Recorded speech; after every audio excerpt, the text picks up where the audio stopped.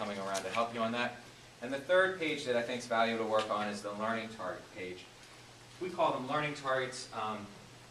How does the academic work live in this? What are the outcomes on an academic perspective that you want to see? So what standards, I'm not sure what kind of internal standards you use and how they link to the PA standards, but you want to make sure that this is academically rigorous, right? There's real academic outcomes we're looking for.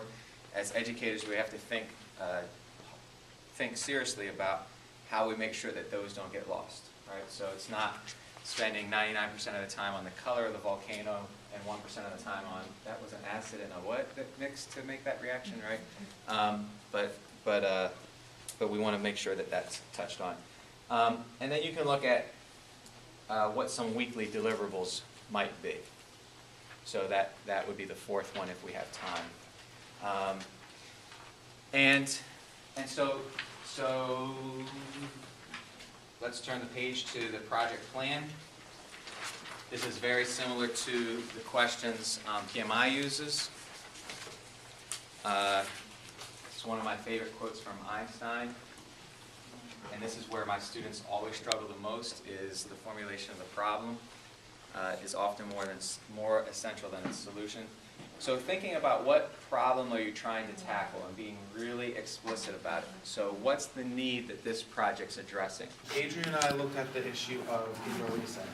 So the problem is that when it rains and they have to have indoor recess, or a lot of times, I didn't know this, but apparently there are a lot of deliveries that happen around lunchtime, so kids can't go outside to play during when the delivery is happening. So they have to sit inside the lunchroom. And then all they pretty much end up doing is just sitting at their table. So then they don't get to burn off any energy, they don't get to do anything fun or exciting, which then will cause behavior issues in the classroom after lunch. So, description of our idea. We thought we could create a crate for each class that has different indoor activities for them to do at their lunch table. So each crate would have different activities, and so, you know, if Miss Rakowski has one crate, Miss Engel has another crate, and Miss, who am I forgetting? Frenzel has third crate, and each first grade crate has different activities in it. They can rotate between the three classes so that the kids don't have constantly the same activities every indoor recess. So we would also have students create activities to go in crates. So maybe Ms. Karakov's class could make some activities to go into kindergarten crates. And we could make games or puzzles or something like that. We could laminate them.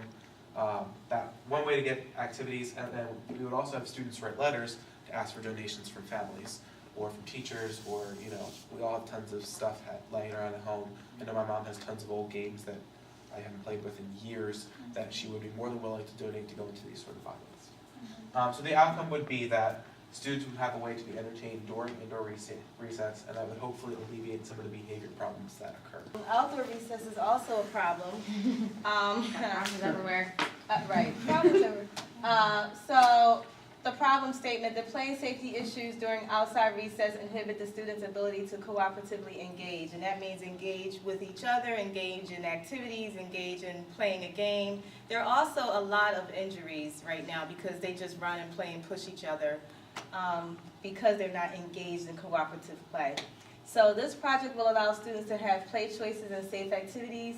These activities will build strong problem solving, which is a part of caring school community ideology, and ties into our theme, communication, and again, caring school community skills. It will also allow children to participate in exercise and maintain a healthy attitude, thus hopefully leading to a more conducive afternoon for everyone. Outcome would be the final product will have students safely participating in a variety of rotating activities, just like with indoor recess. Instead of having the same activities, they would rotate between classes perhaps, and games, thus minimizing injuries and fights.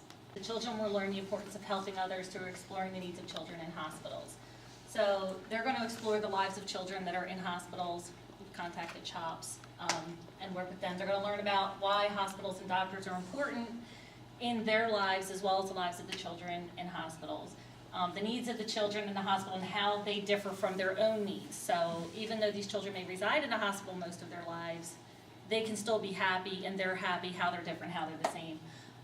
So the students are going to explore their feelings and create writing pieces, projects like blankets and things for the students, and smile bags, and also open up communication, eventually maybe being pen pals with a student, with a child that's in the hospital to a student. And they're also going to fundraise to hopefully provide a book for each child that they're going to be able to see. And the end result is that our students will deliver smile bags, blankets, and books to Children's Hospital. A hard time like coming up with something that we wanted to do. So we decided just to base it off of something that the high schools complain about a lot. And we hear a lot of them say, it just doesn't feel like a high school. And part of that could be that we're in elementary school right now. I mean, that's just how it is, like we're getting a new building soon, and that's how it is. But we thought maybe that's something that we could use to work on them like coming up with solutions to the problem. So first of all, defining why is it that they feel that way.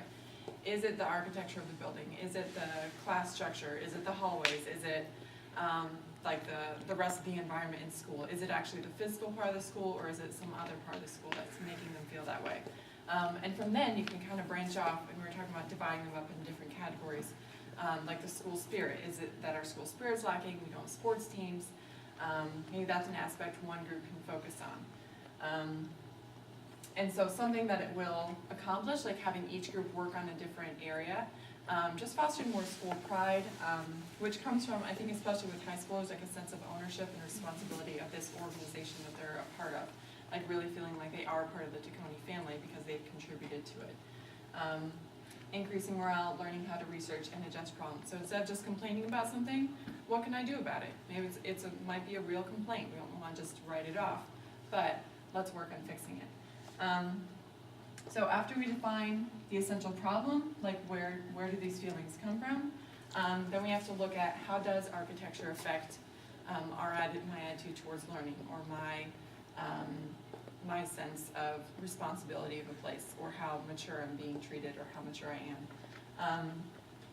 Other things like the structure, classes, how does that affect or encourage attitude and a sense of maturity?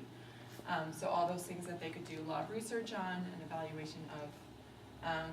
And part of that would be taking surveys, article summaries, evaluation, research, calculation. So if they end up planning a pep rally, or if they end up redesigning a classroom, or if they end up restructuring classes, whatever it is, these are all things that could be part of their final product.